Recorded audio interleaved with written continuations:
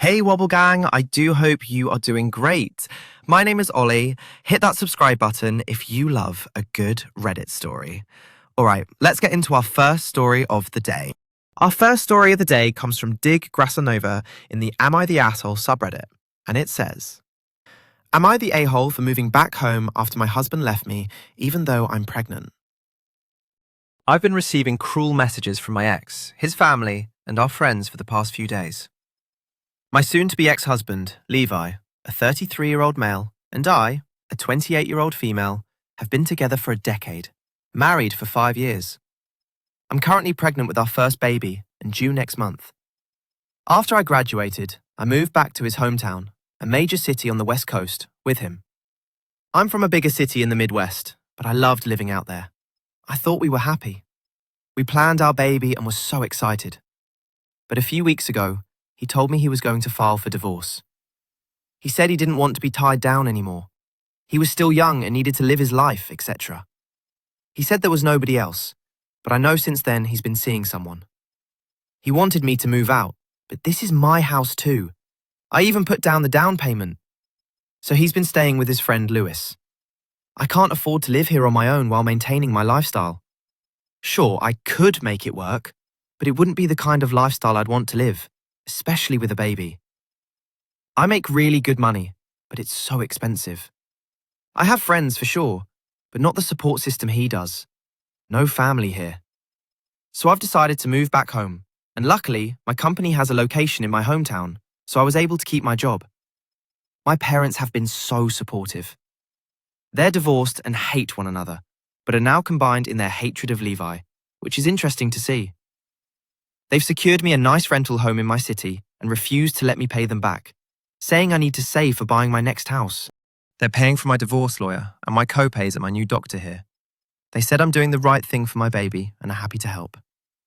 My mum is about to retire and even wants to watch my baby while I work after my maternity leave, so it's been an ideal situation for me.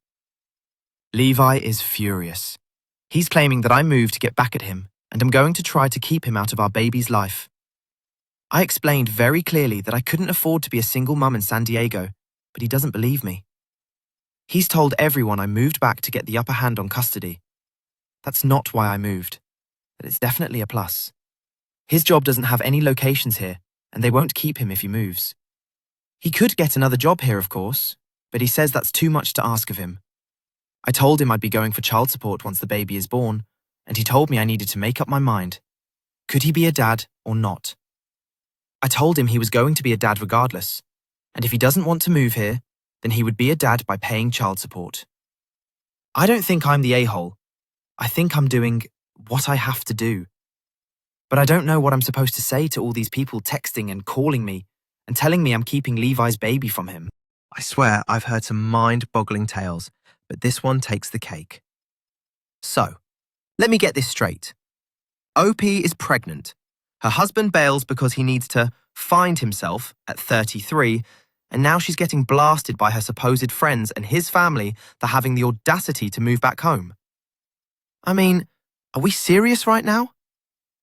Let's not mince words. Levi, the soon-to-be ex-husband, sounds like an absolute prat. Imagine walking out just before the birth of your child and then thinking you have any moral high ground to criticize. Here's OP doing what's best for her unborn child while facing costly living expenses and a lack of support on the West Coast. So she moves home to a place where she has family ready to help. But it doesn't stop there. Levi's outraged like she did something to him intentionally. Really, Levi? You wanted her to keep the California address just to soothe your bruised ego. You know what?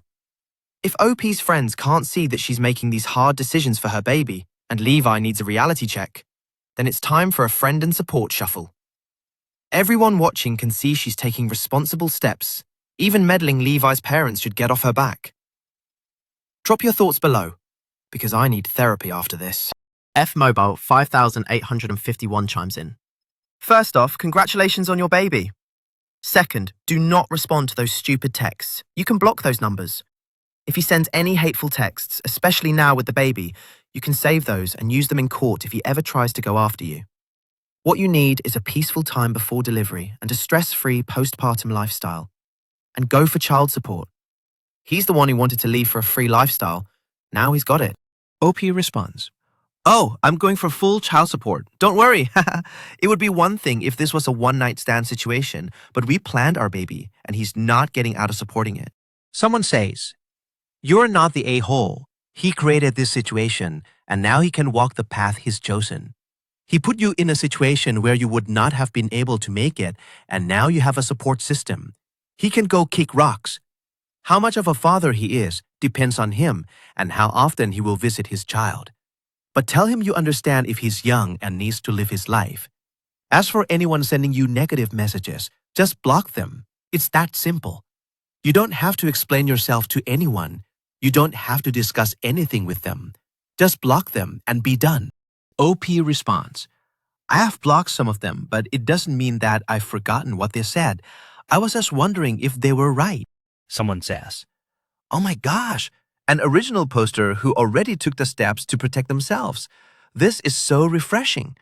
To the random people who have an opinion, who cares, seriously? You're pregnant.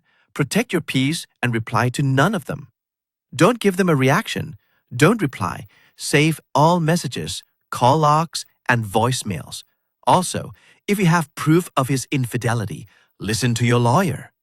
Also, I'm kind of super proud of your parents, and I love that they came together for their child and grandchild. Love that." OP Pops responds, "It is very weird seeing two people who have hated one another so openly for decades work together towards a common goal. It is just the strangest dynamic I have ever seen." Nania Mouse says, "You moving somewhere because you need financial support isn't an am I the a-hole situation, but I don't know what I'm supposed to say to all these people texting and calling me and telling me I'm keeping Levi's baby from him. You said you have a divorce lawyer?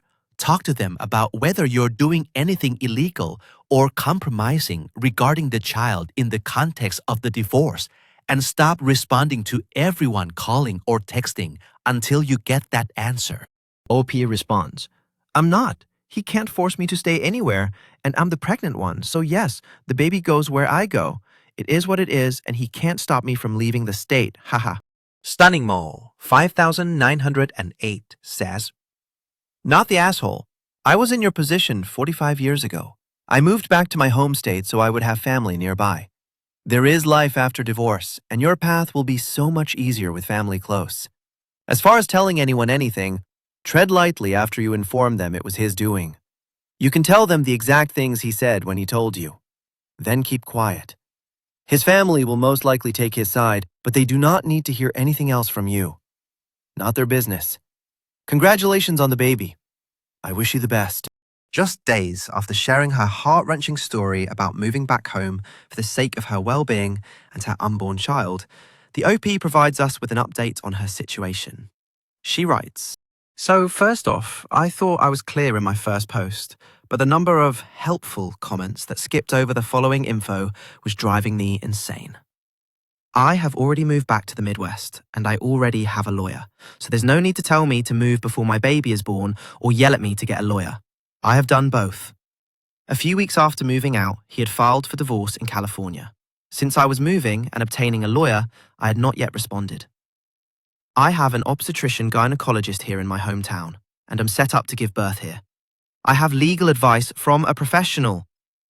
My ex Levi came to my place like the day after my post. I hadn't been responding to him or his friends and family and had just muted their numbers. I got home and he was talking to my new neighbor, whom I haven't met yet.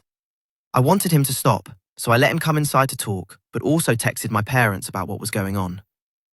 Basically, he said everything had been a mistake. He didn't think everything through enough and that he had withdrawn his divorce petition. He said he was fine living in my hometown. He'd need time to find a job, but could work on selling the house back west in the meantime, and work remotely until he found a new job. Kind of acting like everything was fine. Very strange though. Not like he was on any substances. I've seen him on substances. It's been years, but it wasn't that. I don't know. By the time my dad got there, I was very upset and not thinking clearly. His wife drove me to their house and he stayed there with Levi for a bit, got into leave, and he's been at my mum's and won't leave town. I don't want to get too into it. My lawyer was able to confirm he sort of withdrew the petition, but it was either incomplete or incorrect. His behaviour has been odd, yes. I told them I'm not talking to him unless he gets evaluated, and I don't know if my mum wore him down or what, but he agreed and has been at the hospital all day. My mum's boyfriend has been through a lot of this with his own son and was able to get him into a good hospital. I hope we know something soon. To be honest, I'm exhausted and overwhelmed. I feel bad saying this, but I don't want to be dealing with this right now. I have so much going on and had already kind of divorced him and started my life as a single mum in my head. I'm not saying I'm going to stay with him even if this is a health thing. He has crossed so many boundaries and hurt me so bad in just 2 months. But I did make a vow that I take seriously, and before all of this, if I told you he'd done any of this, you'd think I was insane. So I'm not really sure why I'm posting an update. I'm not religious, but I grew up Catholic, and maybe someone who is reads this and can pray for us, I guess. They'd have a more direct line to the big guy than me right now. I'm not sure what I'd pray for. If he's fine, then he's just an asshole, and I'm fine divorcing him. But if it's something more, I'm so overwhelmed at the thought of taking care of both him and a newborn. But it would mean he hasn't been deceiving me all these years. Sorry it's not the best update. Edit. I've gotten a few comments and also want to say this. I have his phone. I now know for a fact the woman he was seeing was not the woman I thought. He didn't meet that woman until after he'd filed for divorce, and that she still wants to be with him. I'm not saying this changes anything, but people kept bringing her up. Device Motor 3938 says, his girlfriend, the one he was cheating on you with, ended their relationship when she discovered the truth about you and possibly about the baby. Of course, he'll pass the medical assessment because there's no test for being a jerk. OP responds, I don't want to get too into it. I know this isn't the case, and I have his phone though. We'll see how everything goes. He was voluntarily admitted earlier, but they haven't told me anything yet. I can't even comprehend the whirlwind you're going through right now. I mean, you've got your soon-to-be ex-husband Levi doing a complete 180, acting like everything's dandy, when just weeks ago he was serving you divorce papers. Are we serious right now? How does someone flip the script this hard? And the fact that he's showing up unannounced, chatting up your neighbour, it's bizarre, mate. And then there's the kicker. He had a go at withdrawing the divorce, but botched it? That's not just a mistake. That's a whole circus act. And you, understandably, you're exhausted. You're preparing for single motherhood, and now there's this potential health issue with Levi looming. It's too much for anyone in your position. Honestly, you've got a mountain of decisions ahead. Whether he's dealing with a health crisis or just showing his true colours as a jerk. Bloody hell. I know I'm not the only one feeling this. If you're listening to this, you felt that avalanche of emotion too. Drop your thoughts below, because I tell you, this one's a ride. Stay strong out there, OP. You deserve nothing but peace, especially now. A few months have passed since we last heard from our original poster, who was navigating the complexities of pregnancy and her husband's unexpected withdrawal of the divorce petition. Now, as she faces the reality of motherhood and her relationship's future, she has an update to share. My last post. I haven't updated in a while. Been a little busy. I have a daughter. She is perfect in every way and the cutest, sweetest, easiest and snuggliest baby that's ever lived. She's a little over 4 weeks now, and I can't believe she's my baby and that I'm her mum. Sometimes I just stare at her sleeping because she makes me so happy. I feel bad, but I was so happy that she was a girl. I know you're not supposed to want one gender or the other, and I didn't want to find out beforehand because I didn't want to be disappointed. I have a few more months of maternity leave, and this sounds bad, though I could never be a stay-at-home mum. I don't know if she's just easy and my recovery has been easy, but I'm kind of bored a lot. My mum is going to retire soon and watch her, and she keeps acting like I'm jealous when it's like, no, that's fine. I need to be around adults. But going back, I know Levi had only agreed to go to the hospital in the first place to prove to me nothing was wrong. But there was. Like I said, we were young once. I know what he's like drunk or on substances, and he was just different, in an almost scary way when he showed up at my house. I could tell something was off from his eyes alone. So yeah, after he went to the emergency room, they called a few hours later and told us they were admitting him to the psychiatric wing for mania and psychosis. He was kept there for almost 2 weeks and diagnosed with bipolar disorder. The hospital kept him for so long to stabilise him, and because they were worried he'd hurt himself if he left too soon. Right now, he is on medications and in an outpatient program. His parents flew out, and his mum admitted that her biological dad, I had apparently only ever met her stepdad, but she calls him dad, had been bipolar, but thought Levi and her other son were too old to get it at this point.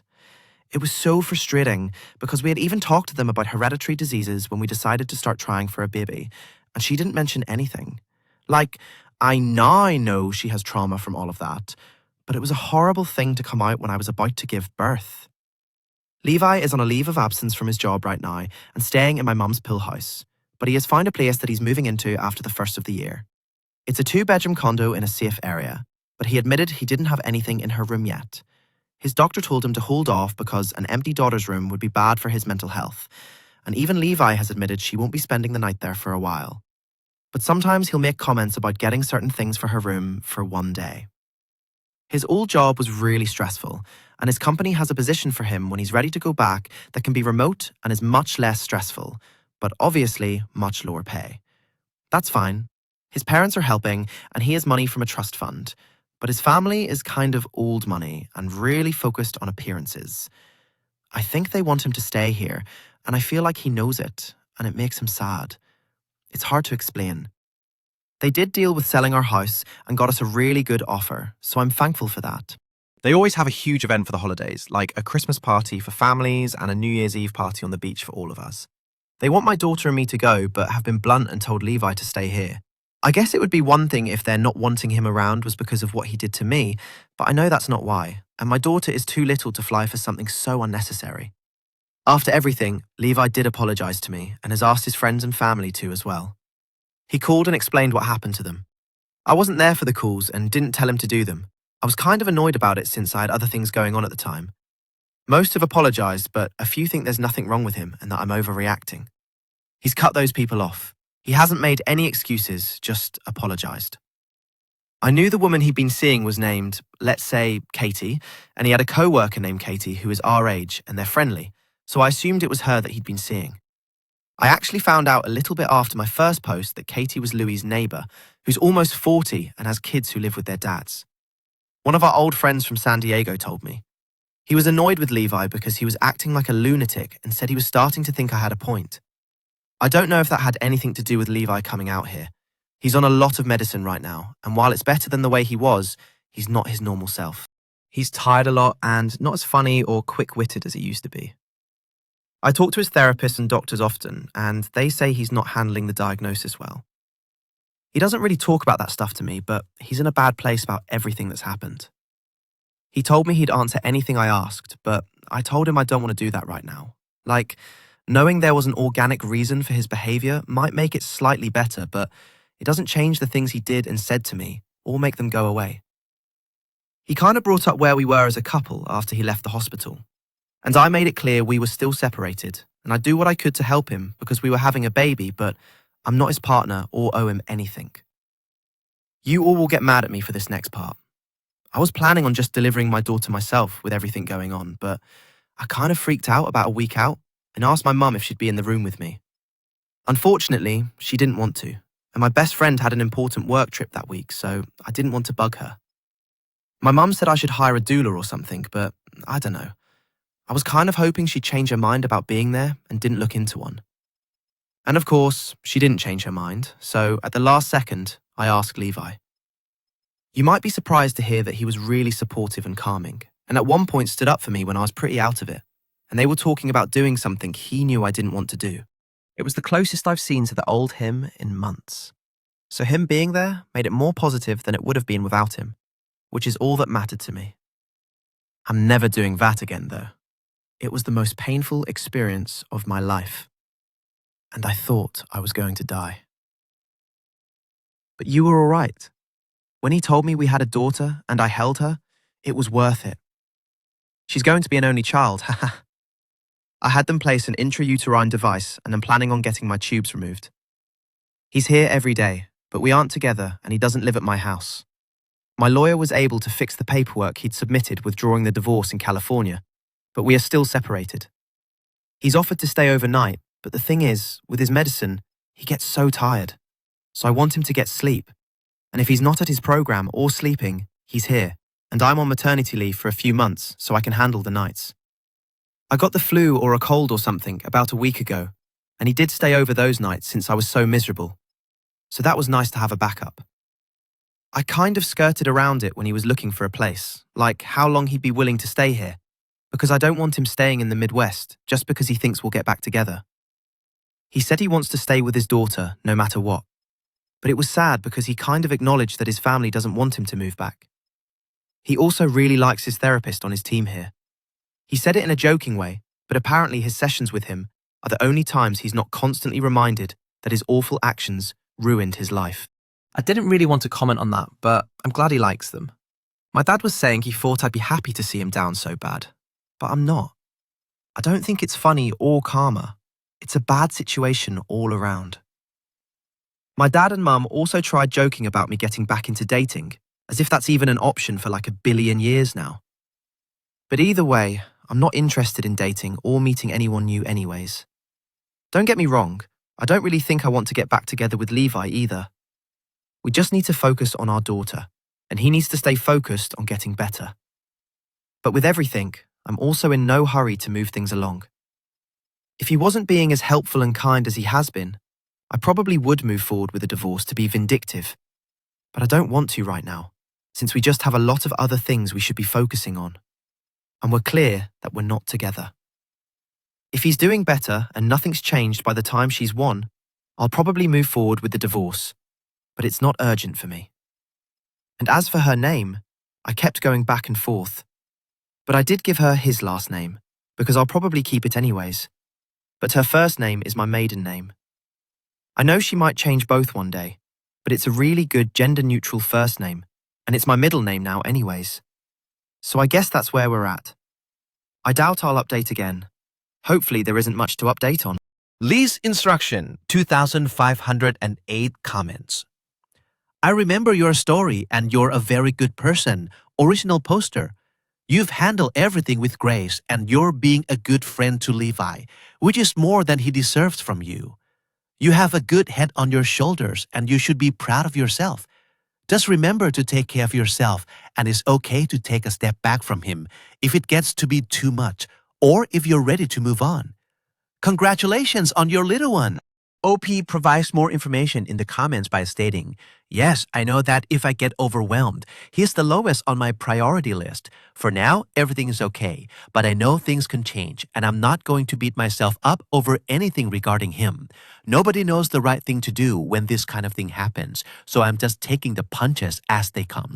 Oh my goodness, where do I even start with this saga? Right, let me just say, the roller coaster of emotions in this story is off the charts. First, we've got a lovely newborn blessing the world with her existence. And there's nothing more heart-melting than a new mum adoring her baby girl. Absolute joy. But then, holy cow, the revelation about Levi's bipolar diagnosis. I mean, talk about plot twist of the century. And you wonder why his mum kept that massive bombshell about the family history of mental illness zipped up. Seriously, that's the kind of information you need right before deciding to start a family. Not when things start spiraling into chaos. It's utterly maddening, isn't it? And Levi's trying, but he's grappling with the diagnosis and meds. Listen, it's a heavy load for him. And yes, it explains the behavior, but doesn't erase the pain it caused. I totally get why there's no rush towards reconciliation. Trust is so much easier to break than to rebuild. And about who was there during the birth. Listen, folks, I'm all for having a support system that's rock solid. But when push came to literal shove, Levi stepped up. Credit where credit's due, but blimey, OP shouldn't have had to plead for people to be there. Ultimately, focusing on the well-being of that beautiful baby and establishing boundaries seems like the only way forward amid such a complicated quagmire. Relationships have their ups and downs, but this one feels more like a wild ride through a hurricane. Anyway, if you're still with me, let's hear it. What do you think of Levi's folks meddling or OP's decision to stay separated? Drop your thoughts below, because I am dying to know what everyone else makes of this whirlwind tale. The next story comes from a throwaway account in the Off My Chest subreddit, and it says, I'm headed for divorce, but my lawyer has given me the best news ever. My lawyer gave me the best news. My 38-year-old husband, soon to be ex-husband, has been cheating on me, and he wants her instead of me. I'm probably naive because I didn't see this coming at all.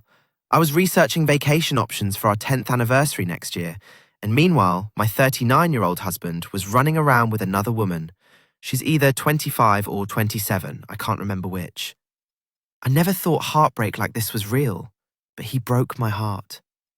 I've known people who have gotten a divorce, and you have to live separately for a year before you can get a divorce. But I wanted to be prepared, so I made an appointment with a lawyer now. It was probably the best thing I've ever done. She told me that in our state, alimony is forbidden if there is adultery. Since my husband cheated, I won't have to pay alimony. I was prepared that I would have to pay out the nose, but I have proof that he cheated, that he gave me himself, so I won't have to pay him. This was the best news I could have gotten. Also, the living separately for a year only applies to no-fault divorces in my state. Since I have proof he cheated, my lawyer went ahead and filed on my behalf based on adultery. Technically, my husband and I still live together. Our lease expires on the 31st, and the countdown on our separation was supposed to start November 1st. I wish I could be there to see his face when 1, he gets served with notice that I filed, and 2, he finds out he won't get alimony because he cheated. He wanted a no-fault divorce, and I know he was counting on getting alimony. It was the best news I could have gotten. I don't even have words for how amazing I feel. Someone comments, "Congratulations! Come back and share his reaction, please." Someone says, "That's the fastest I've seen karma do her thing. I love this for you. I'm sorry you're hurting, but this is the best thing that could have happened. You get to start fresh and without the dead weight and constant reminder alimony would have been. I hope you do all the things and really lean into your freedom. Take some time to figure out how your best life looks and then make a plan. Wishing you the best." Someone says, "As a middle-aged woman who went through a divorce a few years ago, I can tell you the pain will pass, and a year from now, you'll realize this divorce was the best thing in the world. I hope your future is full of laughter, love, and reconnecting with yourself. Take time to grieve, of course, and probably find a good therapist, haha. But you will be so much better off, and I wish you every ounce of happiness and success in this next phase of your life." Several weeks later, the OP returns with an exciting update, saying, "This is kind of anticlimactic, but there were some comments on my original post asking me, 38 female, to update what happened after my husband was served with the divorce papers. I also wanted to thank everyone for the kind comments they left. Even though I had gotten good news from my lawyer, this has still been the most horrible time of my life, and all the encouragement did help. My husband, soon to be ex-husband, 39 male, was predictably not happy when he was served and found out I had filed for divorce. He was under the impression that we had to be separated for a year first. I just told him to talk to a lawyer. We both moved out of our condo during the last week in October when the lease ended, and we live separately now. A few days after he was served and I told him to talk to a lawyer and leave me alone, my husband told me he has changed his mind and asked if we could work things out.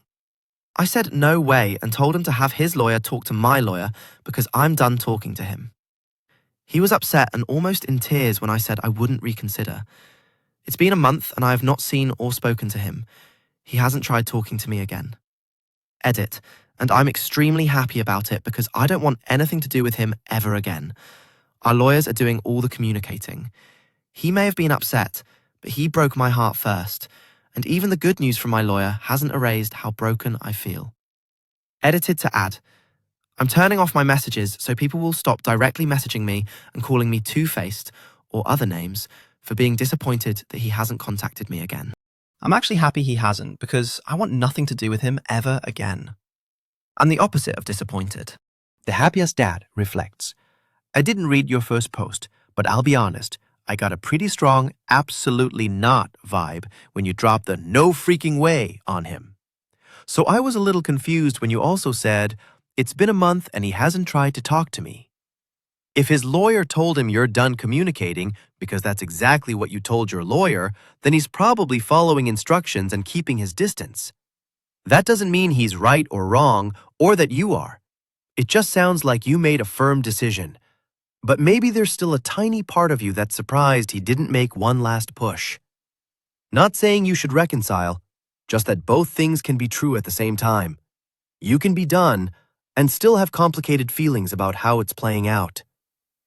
Divorce is extremely difficult, and I discovered emotions that I didn't know existed even though I was completely done. Best of luck to you. OPP responds, I'm ecstatic that he hasn't tried to contact me again. I had hoped he would stop trying to talk to me after the first time when I told him to get a lawyer. I'm upset he contacted me a second time. I thought I was clear the first time, but I'm glad he got the message the second time because I want nothing to do with him ever again. True Believer 14 says, I'll bet she dumped him. Karma. I mean, there you have it, folks. It just goes to show that sometimes even the good news can't completely mend a shattered heart, right? It's absolutely wild how some people can flip their minds at the drop of a hat and suddenly want to patch things up after all the damage is done. I guess it's the classic, you don't know what you've got till it's gone syndrome. But listen, watching stories like this unravel is an emotional roller coaster, and we all need a little bit of emotional support at the end, don't we? If this saga got your blood boiling or your heartstrings tugged, let's hear your thoughts. Did it hit you right in the feels? Drop your reactions below because seriously, what a ride. And hey, if you're craving more of these unpredictable whirlwind stories, make sure you stick around. Hit that subscribe button, click on the notification bell so you won't miss any updates, and watch another story right here. Until next time, my fellow Redditors and story lovers, take care and remember, you're absolutely not alone in this big old messy world.